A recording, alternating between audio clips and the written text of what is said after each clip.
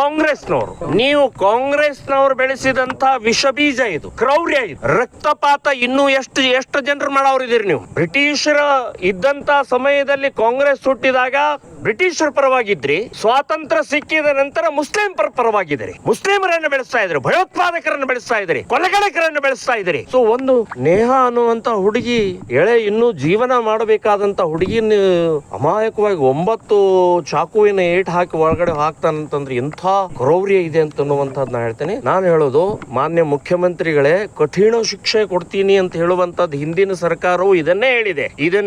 ಇದು ಬಿಟ್ಬಿಡಿ, ನೀವು ಎನ್ಕೌಂಟರ್ ಆರ್ಡರ್ ಮಾಡಿ. ನಿಮ್ಗೆ ನಿಜವಾಗಿಯೂ ಕಳಕಳಿ ಇದ್ರೆ, ನಿಜವಾಗಿಯೂ ವಿದ್ಯಾರ್ಥಿನಿಯರ ಬಗ್ಗೆ ಕಳಕಳಿ ಇದ್ರೆ ಎನ್ಕೌಂಟರ್ ಆರ್ಡರ್ ಮಾಡಿ. ಇನ್ನು ಗಲ್ಲು ಶಿಕ್ಷೆ ಕೊಡ್ಬೇಕು, ಅದು ಇದು ಎಲ್ಲ ಇದು ನಾಟಕ, ಇದೆಲ್ಲ ಹೇಳಿಕೆಗಳು ಆಗ್ಬಿಟ್ಟಿದಾವೆ. ಅವನು ಮತ್ತೆ ಜಾಮೀನಿಂದ ಹೊರಗೆ ಬರ್ತಾನ ಅವನು. ಸೊ ನಮ್ಮ ಕೋರ್ಟ್ ಸಿಸ್ಟಮ್ ಬಹಳ ಹೋಪ್ಲೆಸ್ ಇದೆ. ಹಾಗಾಗಿ ನಾನು ಹೇಳೋದು, ಮೊದಲನೇದು ಎನ್ಕೌಂಟರ್ ಆರ್ಡರ್ ಮಾಡಿ, ಅವ್ರ ಮನೆ ಬುಲ್ಡೋಜರ್ ಹಚ್ಚಿ ಕಿತ್ತು ಬಿಸಾಕಿ.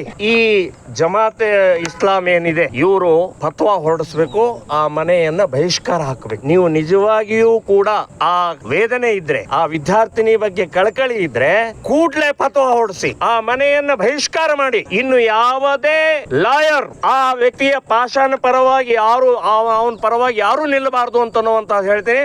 ಯಾರಾದ್ರೂ ಮುಸ್ಲಿಂ ವಕೀಲನು ನಿಂತಿದ್ರೆ ಕೂಡ ಅದನ್ನು ನಾವು ಉಗ್ರವಾಗಿ ಪ್ರತಿಭಟನೆ ಮಾಡ್ತೀವಿ ಅಂತನ್ನುವಂತ ಎಚ್ಚರಿಕೆಯನ್ನು ಕೊಡ್ತಾ ಇದ್ದೀನಿ.